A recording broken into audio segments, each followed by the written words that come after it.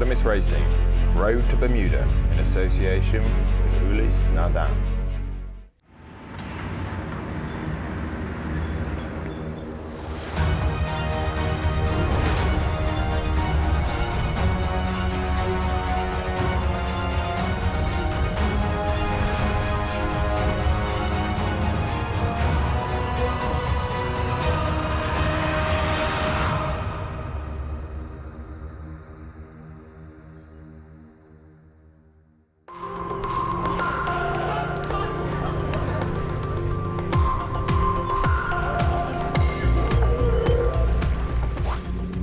It was here in the San Francisco Bay with the legendary prison island Alcatraz and the mighty Golden Gate Bridge as its backdrop that the 34th edition of the America's Cup was held in 2013. And it is here that the Swedish dream of winning the most distinguished yachting competition will begin.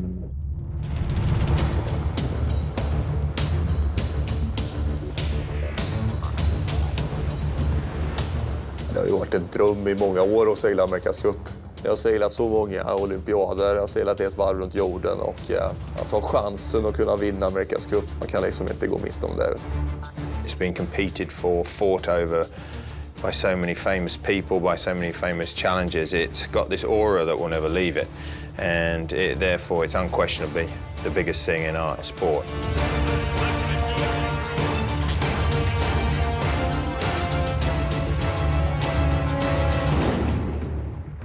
In Greek mythology, Artemis was the goddess of the hunt and a protector of nature. Today, Artemis represents Sweden's greatest sporting challenge. Representing KSSS, the Royal Swedish Yacht Club in Stockholm, Artemis Racing is one of two teams alongside the Swedish ice hockey team to have permission to use the Royal Swedish symbol, the three crowns. Along with teams from the UK, France, Japan and New Zealand, the Swedish challenger will fight it out for the right to take on defending champions Oracle Team USA in the 35th edition of the America's Cup in 2017.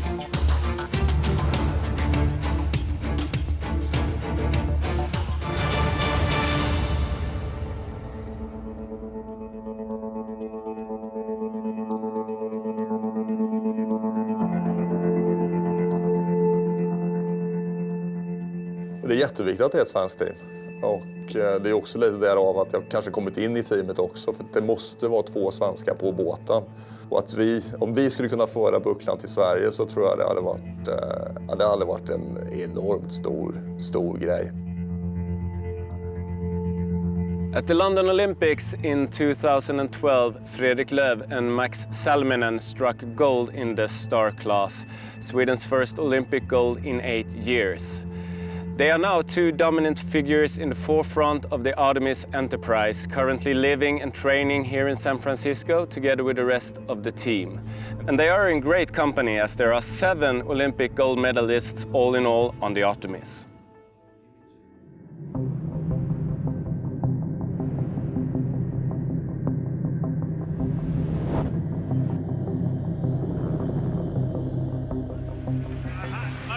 When you're on a boat sailing with these guys, you know that they're in their own individual way in the Olympic sailing have put in the hours and the hard work to get there. And so to look over your shoulder at someone like Freddie or look forward and see someone like Perce on the boat with you, it instills a lot of confidence and you have a lot of trust for these people because they've had to do it off their own back before, and it's a chance that you're never going to get in any other team. FREDRIK LOOF is one of Sweden's most successful Olympians, having competed in 6 Olympic Games. His fiercest competitor throughout his Olympic career was Ian Percy. Freddie lost out to the British 4-time Olympian at the Sydney Games in 2000 and then again at the Beijing Olympics in 2008, cruelly losing the gold to the Brit in the very last race. However, 4 years later at the London 2012 Olympics, fortunes were reversed and it was the Swede who came out on top in the final race. Now the pair are fighting together towards the common goal. As ever when you're younger, the rivalry was harder, it was stronger, it was a little bit more competitive. But as you get older, and you race each other, maybe the adrenaline and the testosterone goes down, and you became friends as well. And over the years, we've had so many battles on the water that have been held between each other with respect. And that's something that has allowed us now to work well together. Det har ju liksom alltid varit kniven på strupen och ibland hårda ord mot varandra också, men det har alltid funnits en stark respekt på kunskapen och vad vi kan göra på sjön. Men att nu då jobba tillsammans känns ibland lite sådär liksom nästan lustigt, men jag tycker ändå att vi har, det finns en närhet och en tilltro till varandra.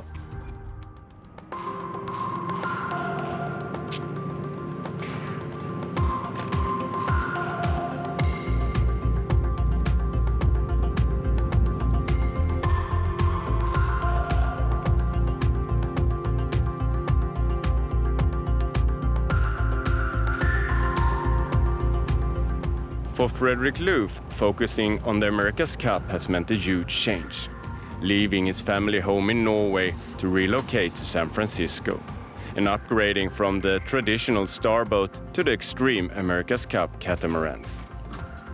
Hello mate, are you home? I know how much you need your orange juice, but we don't want to give you too much. You might Get too heavy. You might work too hard and throw it up or something.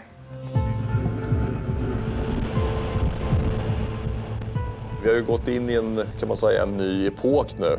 Vi seglar katamaraner, och vi seglar inte bara katamaraner, vi seglar flygande katamaraner som lyfter läskrovet, eller båda skroven kommer vara ungefär 1,5 meter över vattenytan, och det går enormt fort. Och jämför man en katamaran och en flygande katamaran med en starbåt så är det ju enorma skillnader. Vi hade en target speed på kanske 5,5-5,6 knop på kryssen.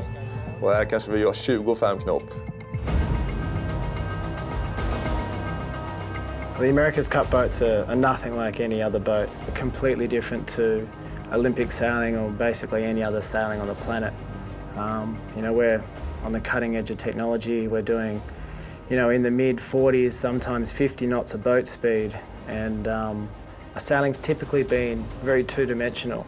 You can steer left and right, you can go forward, you can go backwards.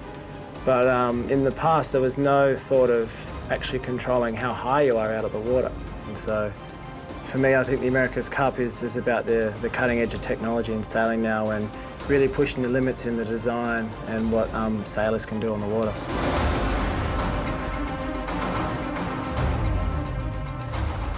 The incredible exhilaration, the speeds that you're going. It's like imagining in a car and you're driving down the motorway going really fast.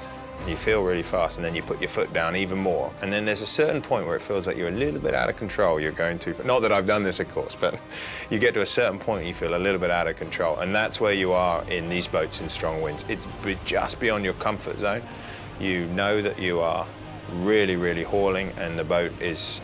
But they're made for that, they are made for that. But the feeling of speed and acceleration is so much, you feel like it's being pushed.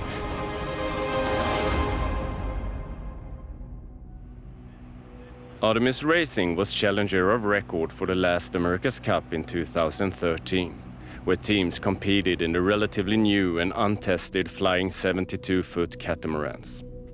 Whilst training in San Francisco, and less than 2 months before the start of the America's Cup, the team suffered a terrible capsize, and one of the crew, Andrew Bart Simpson, tragically lost his life. Andrew Simpson was Ian Purser's best friend and his racing partner when the pair took Olympic gold in 2008 and silver in 2012. Well, still deeply sad. Unfortunately, I get reminded every day of him not being around, because his skills, his spirit, and his friendship of me was a huge part of everything we did day to day, and was for many, many years. And that's what's so hard now, because he was always the person I turned to for reference, and vice versa. He was the person I would ask advice on, and we would make decisions together. And so it's cruel fate, really, that because of our closeness, professionally as well as personally, but because of it. Professionally, I get reminded very constantly that he's not here.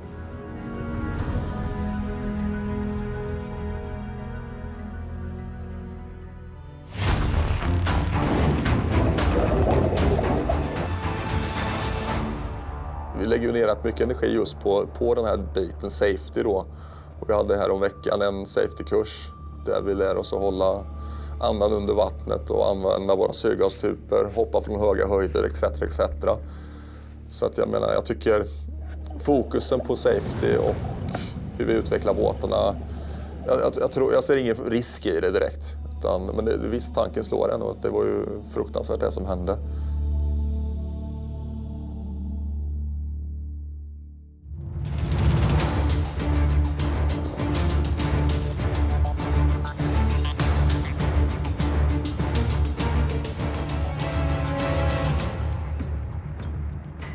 With a top speed of nearly 50 knots an hour, America's Cup truly is the Formula One of sailing. And the name of the game is to constantly push the boundaries of what is possible.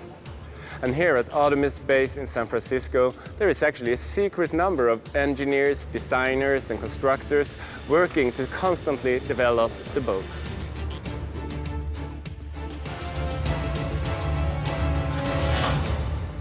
Yeah, everything's top secret in the America's Cup. It's all about competitive advantage. If your competitors know everything you're doing, they can respond better to that. We should actually start moving some things backwards in T1. Adam May has worked as an aircraft designer at Airbus. And the technology and performance of these new flying catamarans almost has more in common with airplanes than traditional sailboats. For example, the mainsail has been replaced with a fixed wing, larger than the world's biggest passenger plane, the Airbus 380. There's a lot of similarities between these boats and planes. Well, for now, one thing, these boats are flying, so the whole flying side is a whole other game that's quite recent into the America's Cup. I think the biggest difference is the timeline. We've got an event in a few years and we've got to design, build and test and then race all in that period, whereas most aircraft builds are much longer. Här har vi AC-72 som användes på Amerikas Cup 2013. Kan hoppa upp här. Inga dåliga grejer. Så har vi 4 stycken pedestaler. Här står man och grindar. 2 gubbar på varje och vevar för att bygga kraft och energi till att manövrera och inte minst trimma båten.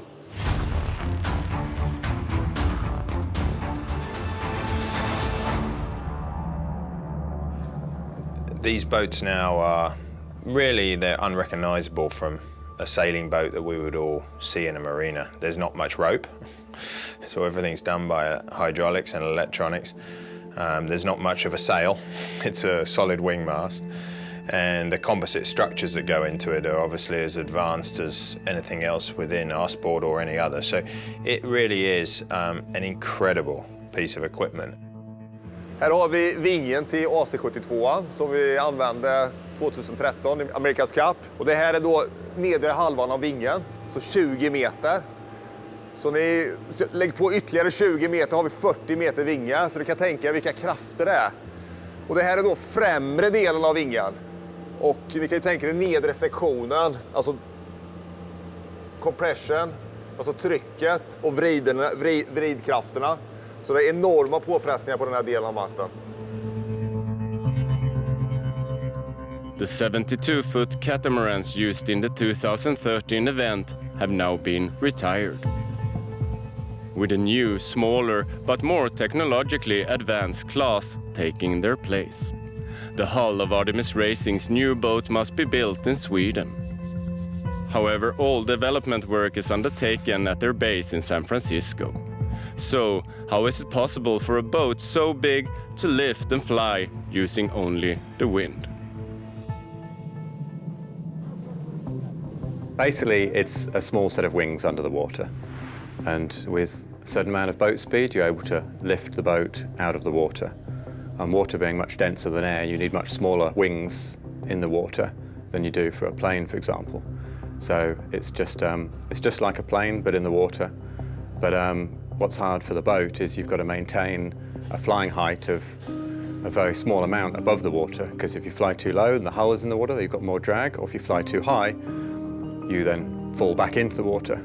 So we're basically flying something at very low altitude all the time, and that makes it pretty tricky. Typical sailing is like driving, say, a go-kart. You've got your accelerator and your brakes, and you've got your wheel.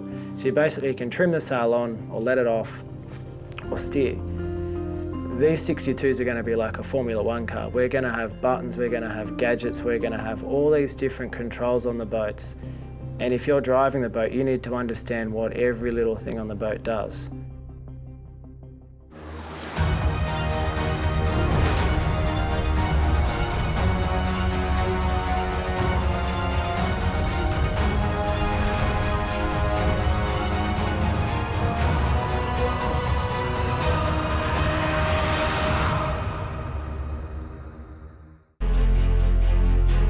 Artemis Racing, Road to Bermuda, in association with Ulysse Nardin.